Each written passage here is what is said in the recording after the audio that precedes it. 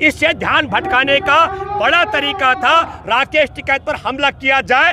एक बात मैं इसलिए कहना चाहता हूं दावे के साथ में, इसके अलावा कोई और नियत नहीं थी, लेकिन सौभाग्य की बात है। और कहां का चुनाव किया है? राजस्थान अलवर में, क्योंकि वहां सरकार है कांग्रेस की। एक राजनेता का दूसरे राजनेता को बदनाम करने के लिए राजस्थान चुना गया है और ये साफ जाहिर करता है कि इसमें 3 आदमियों का हाथ है। इसमें नरेंद्र मोदी, अमित शाह और मोहन भागवत, ये 3 जिम्मेदार हैं। और मैं बता देना चाहता हूं इन तीनों को कि ये वो राकेश टिकैत जी हैं जिसके एक आंसू पर पूरी दुनिया में सैलाब आया था और अब तो उनके ऊपर गोलियां चली हैं, हमला हुआ है। तो अब सरकार समझ ले कि क्या हाल होगा। मैं हर हाल में कहना चाहता हूं कि पहले यहाँ पर हमला किया था एक विधायक के नेतृत्व में, और आज फिर, क्योंकि उनको लग रहा है कि किसान उसको अपने बच्चे भी पालने हैं, वो अपने घर गया, अगर मान लो वो फसल काटने गया और उसकी संख्या कम की, तो फिर सरकार ने एक कायराना हरकत करने की कोशिश की है।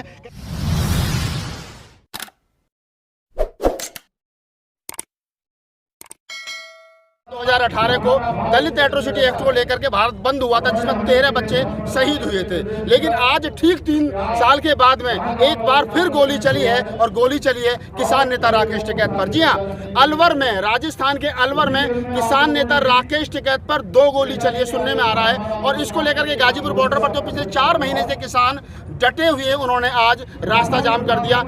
कई घंटों तक रास्ता जाम रहा। पुलिस प्रशासन के समझाने के बाद में किसानों ने रास्ता जो है वो खोल तो दिया, लेकिन किसानों का गुस्सा जो है वो काबू में नहीं। हमारे साथ बहुत सारे किसान हैं, किसान नेता, जवान हैं, बुजुर्ग हैं। मैं सबसे बात करूंगा। सबसे पहले भूपेंद्र जी, किस तरीके से देखते हो जिस प्रकार से आज राकेश टिकैत पर गोली चली है? क्या है इसके पीछे, कौन लोग हैं इसके पीछे? मैं बहुत आपके साथ राहुल एक बात दावे के साथ कह सकता हूँ, हमारे देश में एक बड़ा खुलासा हो चुका है।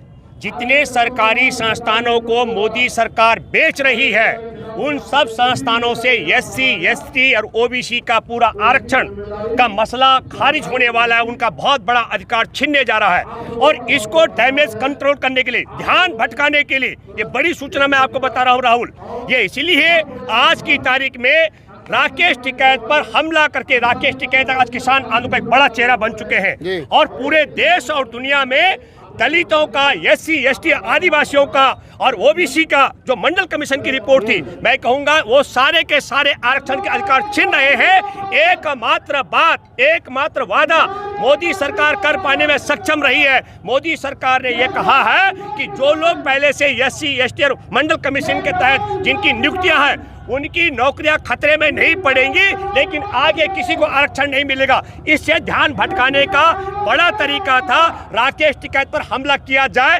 एक बात मैं इसलिए कहना चाहता हूं दावे के साथ में, इसके अलावा कोई और नियत नहीं थी, लेकिन सौभाग्य की बात है। और कहां का चुनाव किया है? राजस्थान अलवर में, क्योंकि वहां सरकार है कांग्रेस की। तो कांग्रेस सरकार बदनाम हो, देश और दुनिया में SC, ST और OBC का जो अधिकार छीन रहा है निजी कंपनियां बेच करके। निजीकरण शब्द बहुत गलत है, निजीकरण अलग बात है, सरकारी संस्थानों को बेचना दूसरी बात है। मोदी देश को बेच रहा है और उसमें तीनों का अधिकार छीनने जा रहा है। उससे ध्यान भटकाने का ये बड़ा जरिया है। मैं इसलिए भी कह सकता हूं, किसान आंदोलन कमजोर नहीं होगा।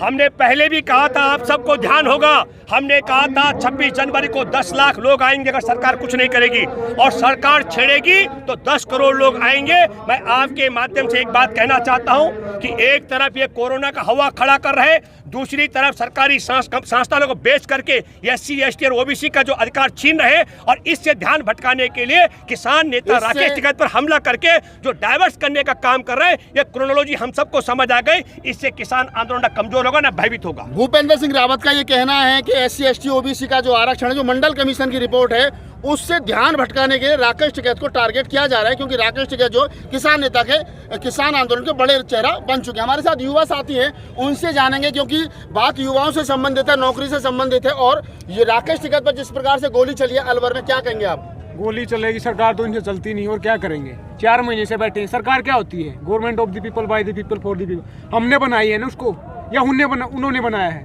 तंत्र लोग के बारे हो गए। डेमोक्रेसी और डेमो का मतलब हुआ लोग, कृषि तंत्र लैटिन वर्ड है। अब लोगों का तंत्र है उल्टा हो गया, तंत्र के लोग हो गए हैं। आप देख रहे हो तानाशाही भी उतर आई है। 4 महीने से बैठे हैं, 300 के करीब मर चुके, सुसाइड भी की है, उसके बावजूद सुनवाई नहीं है और गोलियां चला रहे हैं। ये क्या चाहते हैं? कौन लोग हैं जो गोली चला रहे हैं? नाम लेने की जरूरत है क्या? आप इतने समझदार नहीं, आप समझदार नहीं, मैं तो समझ रहा हूँ देश का आवाम बड़ा भोला है। सबको पता भाई साहब है, नाम लेने की जरूरत नहीं है ना। दावे के साथ आरएसएस के गुंडों का हाथ है ये, मैं दावे के साथ कह सकता हूँ। मोहन भागवत के इशारे पर यह सब हो रहा है, आपके सामने है। हमारे देश के बैंकों में जमा पूंजी पर ब्याज कम किया जा रहा था, अचानक में उसको वापस करना पड़ा अधिसूचना जारी करने के बाद। क्या बोले? हमसे गलती हो गई क्योंकि वोट का खेल था, और ये भी वोट का खेल है। ध्यान डाइवर्ट करने के लिए राकेश टिकैत पर हमला करके SC ST वोट का खेल है। ताऊ हरिंदर हमारे साथ है। ताऊ हरिंदर किसान आंदोलन की मुखर आवाज है, उनसे जानने की कोशिश करेंगे। ताऊ, राकेश टिकैत पर हमला अलवर में ही क्यों, दिल्ली में क्यों नहीं, या दिल्ली के आसपास क्यों नहीं, या देश के किसी और अन्य कोने में क्यों नहीं? देखिए, ये एक राजनेता का दूसरे राजनेता को बदनाम करने के लिए राजस्थान चुना गया है, और ये साफ जाहिर करता है कि इसमें 3 आदमियों का हाथ है। इसमें नरेंद्र मोदी, अमित शाह और मोहन भागवत, ये 3 जिम्मेदार हैं। और मैं बता देना चाहता हूं इन तीनों को कि ये वो राकेश टिकैत जी हैं जिसके एक आंसू पर पूरी दुनिया में सैलाब आया था, और अब तो उनके ऊपर गोलियां चली हैं, हमला हुआ है। तो अब सरकार समझ ले कि क्या हाल होगा। लोग तो ये कह रहे हैं कि किसान आंदोलन हल्का पड़ रहा था, राकेश टिकैत ने खुद अपने आप ये काम करवाया है पॉपुलर होने के लिए। तो एक काम कर ले, क्योंकि इनकी तरह ड्रामेबाज हिंदुस्तान में कोई नहीं है, और अगर अपने ऊपर गोली चलवाते तो मोदी की पॉपुलैरिटी कम हो गई है, खत्म हो गई है, तो मोदी अपने खोपड़ी में एक गोली लगवा ले आरएसएस के मोहन भागवत से। आपने कहा कि आरएसएस और आरएसएस के मोहन भागवत, बीजेपी, ये तमाम जो उनकी जो टीम है, उन लोगों ने गोली चलाई। ये तो जांच का विषय से आरोप कैसे लगा सकते हो? अरे 4 आदमी पकड़े गए हैं, बीजेपी के हैं, पकड़ लिए ना। कौन है ये गुंडे? किसने भेजे? कोई नहीं भेज सकता। राकेश टिकैत जी से खतरा किसकी कुर्सी को है? आरएसएस और मोहन भागवत, अमित शाह और मोदी, इन 3 आदमियों को खतरा है जी। और किसान किससे लड़ रहे हैं? आप बताइए, जिस प्रकार से राकेश टिकैत को टारगेट किया गया है, क्या सरकार क्या साबित करना चाहती है? गोली मारने वाले लोगों का उद्देश्य क्या हो सकता है? पहले तो मैं डराना चाहती है या मारना चाहती है? पहले तो मैं भूपेंद्र जी की जो बात थी अभी जो उन्होंने रखी है, मैं उससे अपने आप को जोड़ता हूँ जी कि ये ढेला कहीं फेंकते हैं हाँ। और निशाना कहीं लगाते हैं जी। मैं आज ये कहना चाहता हूँ कि जो ये रिपोर्ट आई है कि गोली राकेश टिकैत जी पे लगाई है, जी। तो मैं ये कहना चाहता हूँ ये कायरतापूर्ण हरकत है। 4 महीने से ज्यादा हो गया किसान को अपना घर छोड़े, अपना परिवार छोड़े, अपने बच्चे छोड़े, अपने जानवर छोड़े, शांतिपूर्ण तरीके से, गांधीवादी तरीके से, डेमोक्रेटिक तरीके से किसान यहाँ बैठा हुआ है। लेकिन ये फांसीवादी लोग, इससे भी इनको सब्र नहीं हो रहा है। ये चाहते हैं किसान के सब्र को तोड़ना, ये फांसीवादी लोग हैं। लेकिन मैं एक बात सिर्फ कहना चाहता हूँ कि किसान के सब्र को तोड़ने की कोशिश मत करना। अगर इस 70 करोड़ किसान का सब्र टूट गया तो ना मोदी जी बचेंगे, ना व्यवस्था बचेगी, ना तंत्र बचेगा। मैं आपको कहना चाहता हूं, जो भी कह रहे थे ये हरेंद्र जी, मैं हर हाल में कहना चाहता हूं कि पहले यहां पर हमला किया था एक विधायक के नेतृत्व में, और आज फिर, क्योंकि उनको लग रहा है कि किसान, उसको अपने बच्चे भी पालने हैं, वो अपने घर गया, अगर मान लो वो फसल काटने गया और उसकी संख्या कम की, तो फिर सरकार ने एक कायराना हरकत करने की कोशिश की है कि किसान को डरा के, किसान को धमका के, किसान पर गोली चला के इस आंदोलन को कमजोर कर सकते हैं। तो मैं ये कहना चाहता हूं कि ये आंदोलन न कमजोर हुआ था, न ये कमजोर हुआ है, और न ये कमजोर होगा। आज गाँव में सुन लीजिए पूरी बात को, आज गाँव में, पहले ये बॉर्डरों पर, दिल्ली के बॉर्डर पर आंदोलन था, आज ये खेत में, खलिहान में, गांव में ये आंदोलन पहुंच चुका है, और ये आंदोलन अब जन जन की आवाज होने लगा है। मैं मोदी जी से कहना चाहता हूं कि अब भी कानूनी तौर पर, डेमोक्रेटिक तरीके से इन काले कानूनों को वापस ले लो और किसान की बात मान लो,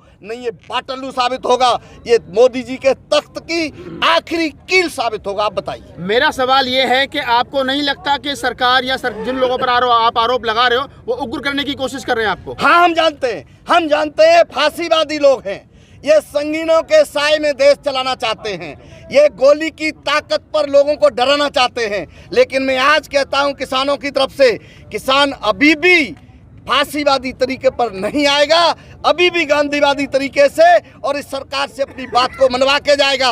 और अगर इनकी मंशा ये है कि किसान को उग्र कर दें, किसान के इस शांतिपूर्ण तरीके से जो उसका धैर्य है उसे तोड़ दें, तो ये भी इनको अच्छा नहीं पड़ेगा।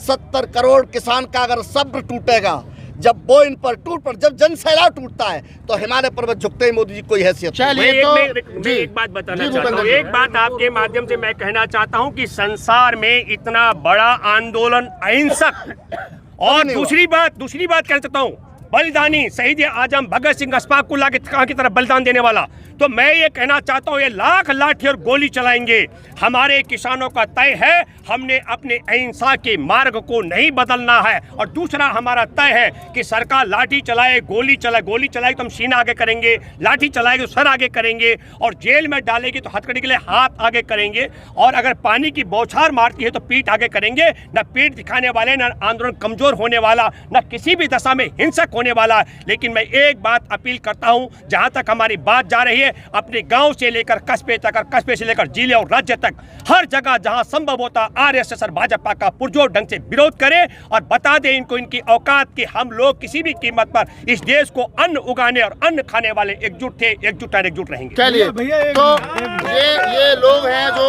अपनी बात अपने अपने तरीके से रख रहे हैं। हमारे बीच में एक साथी और हैं, वो भी कुछ कहना चाहते हैं। हाँ कहिए। मैं ये कहना चाहता हूँ कि देखो सरकार की ये प्रक्रिया है, सरकार जो लोकतंत्र को खत्म करने की और संविधान को